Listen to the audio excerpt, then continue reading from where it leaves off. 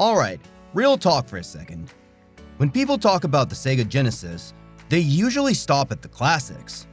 Sonic, Streets of Rage, Gunstar Heroes, and that's fair.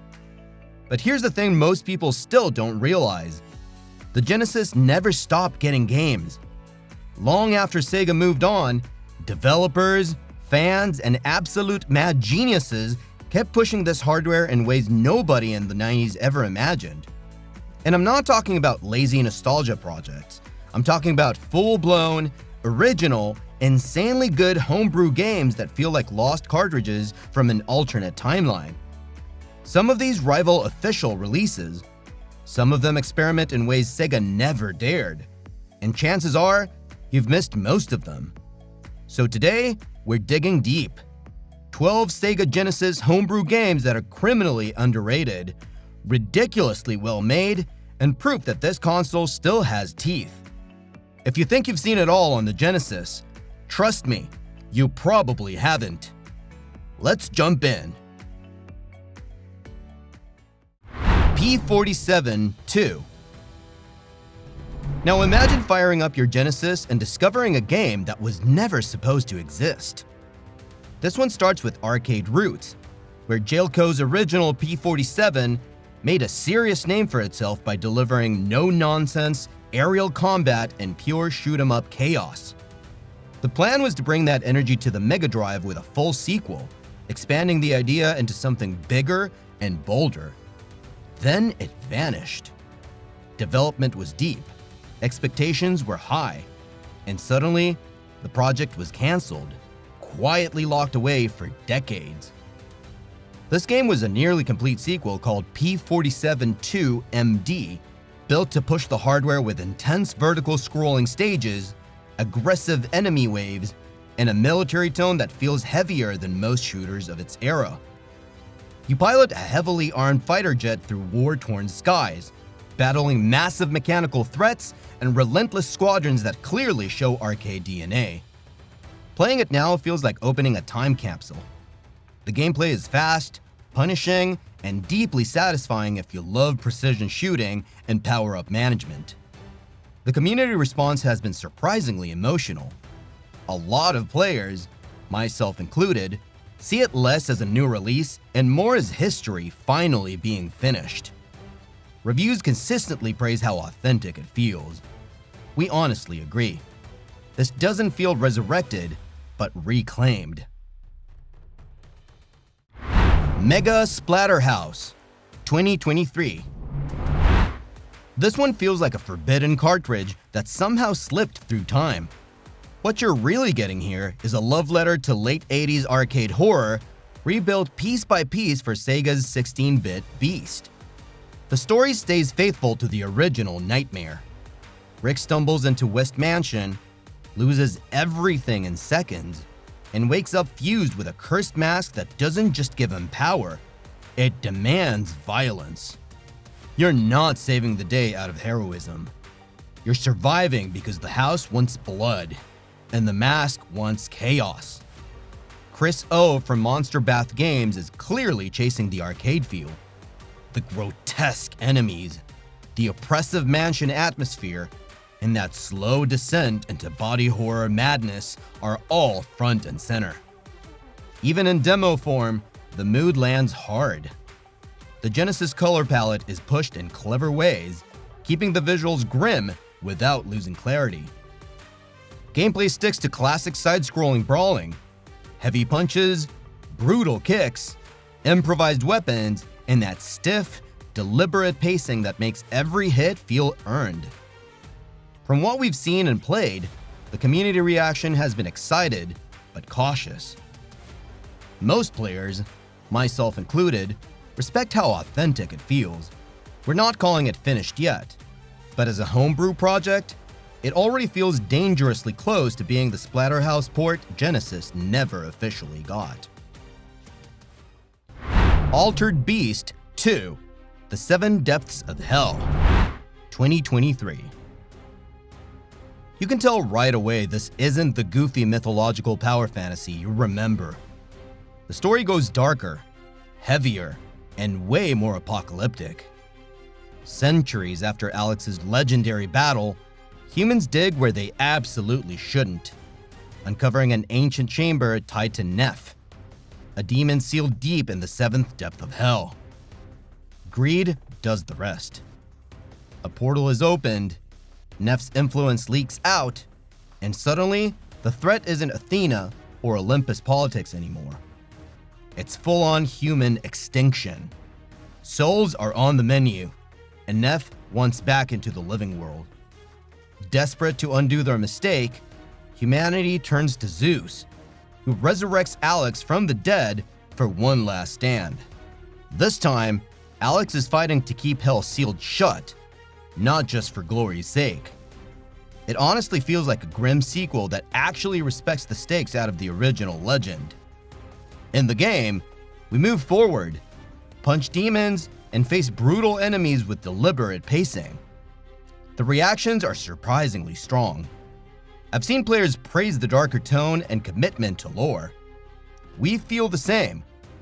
To me personally, Altered Beast 2, The Seven Depths of Hell, doesn't feel like nostalgia bait, but like a perfect sequel that finally takes its own myth seriously. SovietBorgs. Now imagine this. You end up in a world where history took a hard left turn and never looked back. The Cold War ended with the wrong side winning. And what's left of Earth is a radioactive wasteland ruled by ideology, machines, and propaganda turned lethal. The Soviet Union has evolved here. An artificial intelligence called Tovarishk Prime becomes self-aware, hijacks global networks, and triggers worldwide nuclear devastation. Now the planet is liberated, except for a few stubborn zones filled with mutants, rebels, and anyone still clinging to free will. You don't play as a hero questioning this reality. No, you aren't lost or confused. You are the goddamn system. You control elite cyborg enforcers engineered to be immune to radiation and stripped of doubt. Their mission is brutally simple: erase resistance, cleanse the ruins, enforce order at gunpoint. The satire is thick, but the world building takes itself seriously, and that contrast is what makes the setting stick. If you're planning to try this out, you'll love how the gameplay swiftly shifts gears toward the end, with squad-based movement, huge mutant bosses, and shmup-style bonus stages. From what players have said, the demo already impressed with how hard it pushes the Genesis hardware. I've seen a lot of respect for the ambition alone. All in all, SovietBorgs feels bold, unhinged, and even when unfinished, it leaves a strong first impression. Phantom Gear, 2025. Do you know that feeling when a miracle discovery turns into the worst possible idea? That's the heartbeat of this one. Two researchers, Dr. Valentine and engineer Agnes, dig into the ruins of a forgotten civilization and uncover an ancient artifact packed with insane energy potential. At first, it's framed like humanity's next big leap. Then, a phantom from the past starts stirring. Chaos spreads, and a cult-like faction called the Ocular Force decides the artifact should be turned into a weapon. Their raid on the lab is the story's gut punch. They steal a fragment of the artifact, Agnes is killed, and her daughter Josephine is left with grief and a target on her back. Valentine adopts Josephine and finishes Agnes's work, a combat armor suit built so Josephine can survive, fight back, and keep the future from getting rewritten by the Ocular Force and whatever phantom force is pulling strings. We also unlock skills that open secret routes, swap weapons, grab useful items, and tackle 5 big stages with heavyweight bosses. The demo alone has people hyped, and I get it. We're seeing fans praise the fluid movement, sharp animation, and that crunchy Genesis sound. It feels like a real cartridge-era epic.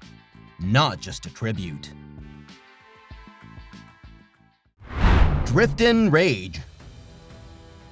I mean, from the start, you can tell this one is built around the idea that classic 16-bit racing didn't need fixing. It just needed more. The world here is a globe-spanning competition packed with personality, where drivers actually matter as much as the machines they ride. The racers come from RPG-style stats like strength, dexterity, intelligence, and luck, which quietly shape how every race plays out. The setting leans into that old-school fantasy of international racing. You're drifting through real-world inspired locations, dealing with changing weather, distinct visual themes, and hazards that make tracks feel alive instead of static. There's also this strong arcade attitude baked into the tone. It doesn't take itself too seriously, but it's clearly ambitious. Coming to the gameplay, it opens up hard near the end. Beyond standard races, you've got modes like Road Rage with weapon combat, time attack with roaming disasters, head-to-head duels, and elimination races where survival matters more than lap times. The early demo has impressed me a lot. I absolutely love the soundtrack choices and how the game makes me feel like a racer that understands the past and isn't afraid to push past it. ZPF 2025. ZPF feels like a shooter made by people who genuinely understand why these games never stop being fun. We get to go straight into a universe that refuses to sit still. One moment we are flying through fantasy-inspired realms, the next we are deep into hostile sci-fi space, and then suddenly everything turns alien in the most unsettling way possible. The story is implied through environments, enemy designs, and those massive bosses that feel like guardians of entire dimensions. You're essentially piloting through a cosmic gauntlet where every world feels like a different genre colliding headfirst with arcade chaos. There are secrets tucked away in stages, scoring routes that reward risky play, and encounters that feel designed to be learned and mastered, not brute forced. The game constantly nudges you to push further, stay alive longer, and squeeze more points out of each run. It gives off that classic, one more try energy that old shooters lived on. The gameplay gives us some tight controls, screen-filling boss fights, and a scoring system that actually matters if you care about mastery. From what players have been saying, the reception has been very positive, especially among shmup fans. From my friends, I have heard a lot of praise for the boss design and pacing in the game. The Weave 2025. This next one is like a passion project made for people who still believe quiet adventures can be powerful. It's been 100 years since the world last heard the echoes of woven magic, and time has not been kind to what was left behind. The story here returns to a realm shaped by music, spells, and quiet consequences, picking up long after an era most people now treat like myth. Guilds have shifted, traditions have fractured, and magic isn't a forgotten art so much as a misunderstood one. You're stepping into a world that remembers the past just enough to be haunted by it. And every new location feels like it's hiding stories it doesn't fully want to tell. Storyline is clearly the priority. Characters are written to be thoughtful rather than flashy, and the pacing feels intentionally relaxed, like a tale meant to be absorbed over a calm weekend instead of rushed through. Magic is expressed through musical patterns again, turning spells into something you learn, unlock, and experiment with, rather than just cast blindly. You get a lot of spell-based interactions here that are backed by cinematic cutscenes and handcrafted pixel art. Since it's still in development, reactions are early but optimistic. I appreciate the respect for its inspiration and the slower, story-first approach. Berserk Genesis Homebrew version. Our next game takes you to a cold, hostile maze where every wall feels like a trap and every wrong step costs you. The premise stays beautifully simple. You're a lone survivor navigating room after room of deadly corridors, blasting enemies while trying not to get boxed in. Linger too long, and something far worse shows up. That looming threat creates constant pressure, turning even quiet moments into panic-fueled decisions. But what makes this version especially strange, and kind of amazing, is how it twists expectations. Instead of generic robots, you're facing off against bizarre, non-canonical stand-ins like Hulk Hogan and IRS. It's absurd, it's unexpected, and somehow it works. The tone becomes unintentionally surreal, like a fever dream remix of arcade history that only Homebrew scene would dare to create. Despite the odd enemy choices, the core tension remains intact. You're still racing against time, positioning shots carefully, and watching exits like a hawk. You can expect some classic but smooth maze shooter formula. People who've played it tend to respect its simplicity. Berserk may be unconventional, but it nails the spirit of relentless arcade survival while adding just enough weirdness to make it unforgettable. Escape 2042. 2024 era action platformer, Homebrew for Genesis, MD. Our penultimate game deserves some special attention. In the game, you are trying to break out of this near-future nightmare-ish world. Here, the control systems rule everything, and freedom feels like a glitch waiting to be exploited. It starts in a high-security prison where every camera, locked door, and automated system exists to keep you contained. From there, the escape spirals outward into harsher environments, deserts scorched by technology, and forests that feel abandoned rather than peaceful. Each area quietly tells you this future didn't collapse, it calcified. You're hacking terminals, disabling systems, and using limited tools like grenades, not for power fantasies, but survival. The world treats you like an error that needs to be deleted. Even the minigames feel like extensions of that theme. A reverse shoot-'em-up flips the usual power dynamic, while the repelling sequences turn movement itself into a puzzle. You're always going to be thinking 2 steps ahead.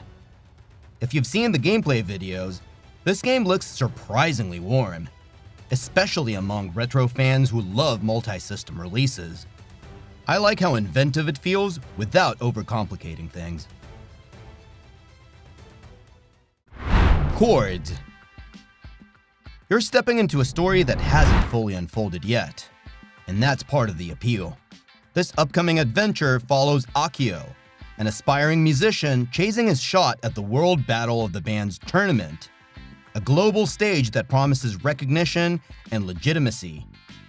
On the surface, it feels like a classic underdog setup, but beneath the lights and loud performances, something is deeply off. A corrupt organization is pulling strings behind the scenes, quietly rigging outcomes and shaping careers before they even begin. Akio's journey shifts from proving himself to uncovering who really controls the music world. The atmosphere leans hard into that late 80s cyberpunk adventure energy. Neon streets, moody interiors, and expressive character portraits do a lot of the storytelling's heavy lifting. Gameplay is expected to focus on classic graphic adventure mechanics. Investigation, dialogue, and puzzle solving drive progress rather than fast reflexes. Since it's still in development, impressions are based on previews, but the reactions have been encouraging. I've seen people excited by the art direction and concept alone. We're definitely watching this one closely. Chords has the kind of premise that could turn into something really special once it lands. Decades later, the Sega Genesis is still evolving. Not through remasters or collections, but through pure passion. These Homebrew developers are finishing unfinished ideas, resurrecting canceled projects, and sometimes straight up redefining what the hardware can do. And honestly, that's kind of beautiful. Some of these games feel like love letters. others feel like bold experiments, but all of them prove one thing. The Genesis scene is alive because people genuinely care. Now I want to know, which of these surprised you the most? Which one would you actually play on real hardware? And are there any Genesis homebrew games that we missed that deserve a spotlight? Drop your picks in the comments, hit like if you love seeing the Genesis push to its limits, and subscribe if you want more deep dives like this. Because retro gaming doesn't end when the console does. Sometimes that's where it really begins.